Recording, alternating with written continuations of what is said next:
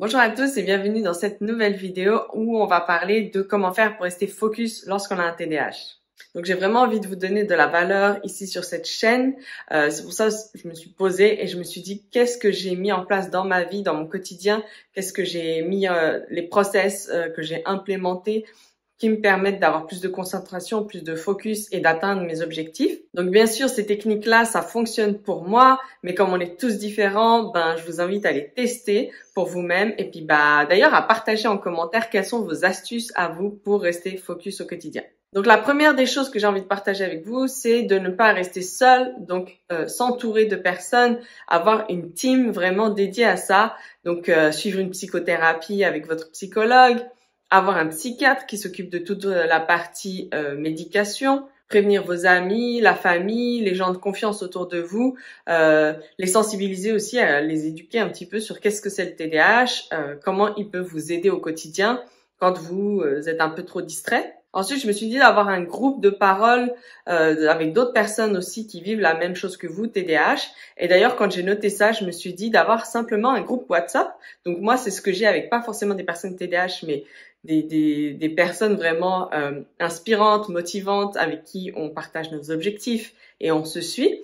Et du coup, je me suis dit, pourquoi pas ici sur cette chaîne créer en fait par la suite un groupe WhatsApp spécial accountability, donc qui nous permettent de rester vraiment focus sur nos objectifs, où on partage, voilà, j'aimerais réussir à faire mes factures on time, on va dire, tous les mois. Et en fait, de chaque semaine, faire un point les lundis, de venir dire où on en est dans nos avancées, est-ce que ça fonctionne pour nous, quelles sont nos difficultés, et en fait, de pouvoir s'entraider comme ça, la synergie du groupe, pouvoir... comment on appelle ça, le cerveau collectif, c'est vraiment, vraiment important. Je l'ai vu sur moi-même, je l'ai testé dans différents coachings, dans différents... groupe de développement personnel où j'ai vraiment vu les bienfaits que ça fait de pas être isolé, d'avoir d'autres personnes qui partagent les mêmes galères, mais qui ont aussi leurs propres astuces, qui ont mis en place des choses qui fonctionnent pour eux et qui sont toujours très, très utiles pour soi-même. Une autre chose aussi, ça va être de mettre en place des process mnémotechniques. Donc, ça peut être compter jusqu'à 3, comme j'ai dit. Quand je sors de la maison, j'ai juste le chiffre 3 à penser. Ce chiffre 3 est associé justement à sortir de la maison.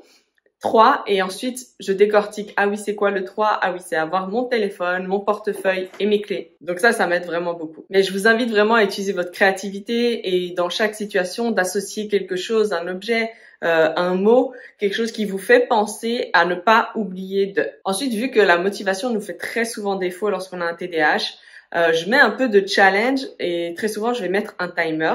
Donc, je vais me donner, encore une fois, si c'est les factures ou vous devez rédiger un CV, je vais me donner 20 minutes, 30 minutes. Je vais vraiment essayer de mettre un temps assez challengeant avec un timer où je me dis pendant ce temps-là, vraiment, je vais essayer de le faire à fond. D'ailleurs, ça me permet aussi de pas me perdre dans les détails parce que parfois on veut que ce soit parfait ou on a peur d'oublier quelque chose ou on veut en mettre trop. Et du coup, je me dis non, tout de suite, je dois aller à l'essentiel. Et je me le répète, dépêche-toi, va à l'essentiel. Qu'est-ce qui est le plus important? Et comme ça, je reste focus. Et le fait pour moi qu'il y ait un timer, ça me met la pression qui fait que mon cerveau est beaucoup plus concentré que si je me dis j'ai une semaine pour le faire. Oui, il y a vraiment la règle de Parkinson qui dit que plus on a de temps pour faire une tâche, plus on prendra de temps pour faire une tâche. Donc, si on vous dit vous avez une semaine pour rédiger votre CV, vous allez mettre une semaine à rédiger votre CV, à revenir voir, à prendre votre temps, à procrastiner, etc. Mais si on vous dit rends-moi ton CV cet après-midi, j'en ai besoin, vous allez le rendre l'après-midi en fait. Donc, je trouve cette règle vraiment très importante et je me la rappelle très souvent. C'est pour ça que je me donne des délais challengeants. Un autre petit point que j'avais pas écrit ici, mais que je viens d'avoir en tête, c'est bien sûr quand vous prenez votre médicament, la médication, elle fait effet, elle fait un peu une cloche comme ça. Donc il y a un moment où vous avez un pic de concentration. Vraiment saisissez ce temps-là pour placer les tâches les plus compliquées, les plus barbantes, celles où vous avez le moins d'intérêt à les faire, mettez-les dans cette tranche horaire-là. Donc il y a un point un peu moins fun, mais qui va être quand même la discipline. Donc, il faut un minimum de discipline, il faut arriver à être discipliné concernant les distractions. Les distractions, c'est vraiment un grand sujet pour nous et là, c'est vraiment de se poser et d'être vraiment honnête avec soi-même et se dire qu'est-ce qui me prend le plus de temps dans ma journée en tant que distraction. Est-ce que c'est Netflix? Est-ce que c'est les réseaux sociaux? Est-ce que c'est les jeux vidéo? Ou est-ce que je me perds en fait constamment, très régulièrement, je passe trop de temps là-dessus? Et là, ça va te faire un petit peu le ratio dans votre vie, de vous dire à quel point je dois diminuer ou carrément supprimer. Typiquement, je vous avais partagé dans la dernière vidéo que j'avais supprimé TikTok de mon téléphone parce que vraiment, je passais énormément de temps là-dessus, je m'y perdais constamment et ensuite, j'étais carrément dans un état émotionnel d'ailleurs très souvent pas très bon. Et du coup, j'ai dit non, ça te fait plus de mal qu'autre chose, on l'enlève. Et concernant la discipline, par exemple, c'est lorsque vous avez une tâche importante à faire, de mettre votre téléphone en mode avion. La discipline, c'est vraiment quelque chose qui se travaille jour après jour. C'est pas on se réveille discipliné, personne n'est né comme ça ultra discipliné. C'est quelque chose qui se renforce en fait au quotidien. Plus vous allez vous forcer à rester concentré, plus vous serez discipliné et ça deviendra en fait une seconde nature. Je dis pas que vous serez complètement discipliné dans tous les aspects de votre vie, mais en tout cas certains aspects avec la routine, ça devient, on n'y pense plus en fait. Et typiquement, pour vous donner un exemple, lorsque je vous fais ces vidéos, je m'assois un petit moment, je fais une fiche avec des notes, en fait, je prends des notes. Et parfois, j'ai pas envie de faire cette étape-là, j'ai envie de la sauter et de me dire juste, écoute, partage en freestyle, ça ira très bien. Alors que non, je me dis non, il faut que tu t'assoies, mets en place les points parce que c'est comme ça que je ne me perds pas dans la vidéo et que je vous donne vraiment du contenu de valeur, vraiment les points les plus importants et que je pars pas à vous raconter ma vie juste comme ça. Et d'ailleurs, comme ça, j'essaye de pas trop vous perdre dans la vidéo parce que je sais que c'est très dur de suivre la vidéo jusqu'à la fin. Ensuite, lorsqu'on a un TDAH, vu qu'on a un circuit des récompenses assez défaillant, j'utilise les récompenses justement pour me motiver. Donc, je me dis, je vais faire cette tâche-là. Mais après, j'aurai le droit de, si c'est quelque chose, utilisez les choses un peu, vous êtes addict, justement, ça va un peu avec le contraire des distractions, mais si ça vous permet de vous motiver à faire des choses très importantes dans votre vie, dites-vous, j'ai le droit d'aller regarder ma série ou de jouer aux jeux vidéo juste quand j'aurai terminé. Donc souvent, ça me pousse à vite terminer la tâche pour ensuite avoir accès à la fameuse récompense. Une autre chose, ça peut être aussi de se créer un environnement sympa, un peu cocooning, typiquement, je sais pas, vous devez rédiger une lettre de motivation et on sait comme ça peut être barbant, ce genre de choses. Vous vous installez, vous mettez une petite bougie, vous prenez un thé, voilà, de se mettre un peu dans une ambiance sympa, d'amener du sympa dans la chose qu'on n'a pas envie de faire. Ok, mon chien vient juste de bousculer tout mon setup, mais c'est pas grave. En parlant de distraction, un dernier conseil que je vais vous donner ici, c'est quand vous repoussez constamment une tâche, vous procrastinez, pourtant c'est quelque chose de très important, peut-être vous avez dépassé les délais, peut-être que vous avez un rappel, vous devez écrire une lettre, vous devez rédiger quelque chose, très souvent c'est tout ce qui est administratif, je vous encourage à avoir un accountability partner. Des fois, je ne sais pas comment le dire en français, mais d'avoir une personne responsable, un double en fait, avec qui vous pouvez travailler en même temps et qui va vous aider à rester focus.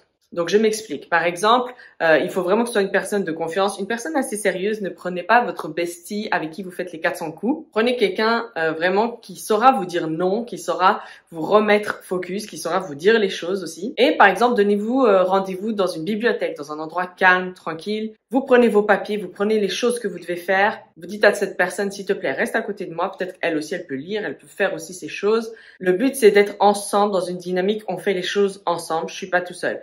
Et en même temps, chaque fois que vous aurez envie de parler, de rigoler, de vous distraire, vous touchez votre téléphone, cette personne va vous dire non, tu termines. Et qui du coup, à chaque fois que vous allez décrocher, va vous refocuser. Et vous lui dites clairement, s'il te plaît, j'ai besoin, cette chose est très importante pour moi, il faut que tu joues le jeu et que tu m'aides à rester focus et comme ça, on avance. De nouveau, ne vous donnez pas toute l'après-midi, donnez-vous 1 heure.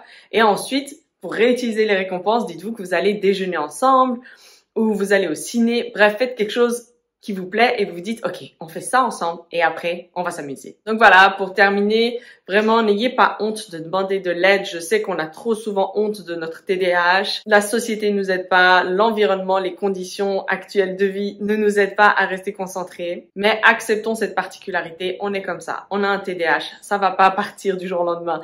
Il faut qu'on mette des process, des choses en place pour nous soutenir et pour vraiment avancer dans notre vie, c'est important. On veut pas se laisser transporter par notre TDAH à gauche, à droite et puis ne pas construire des choses stables et solides dans notre vie. Donc vraiment, vraiment, n'ayez pas honte de demander de l'aide. Ça ne vous rend pas plus faible ou moins intelligent parce que vous mettez en place toutes ces choses-là. Au contraire, c'est ce qui va vous permettre d'avancer dans votre vie et de réaliser en fait tout ce que vous avez envie de faire et de pas être freiné constamment, en tout cas le moins possible, et de vivre une vie de meilleure qualité. Donc voilà, sur ce, je vous souhaite bonne chance pour mettre en place tous ces conseils. Et de nouveau, n'hésitez pas à partager, liker, ça m'encourage vraiment pour continuer ces vidéos. Laissez des commentaires, partagez-nous comment vous réussissez vous à vous concentrer au quotidien. Il y aura très sûrement des choses que moi aussi je vais pouvoir mettre en place. Donc ça m'aiderait vraiment beaucoup. Sur ce, je vous dis à très bientôt. Prenez soin de vous. Ciao!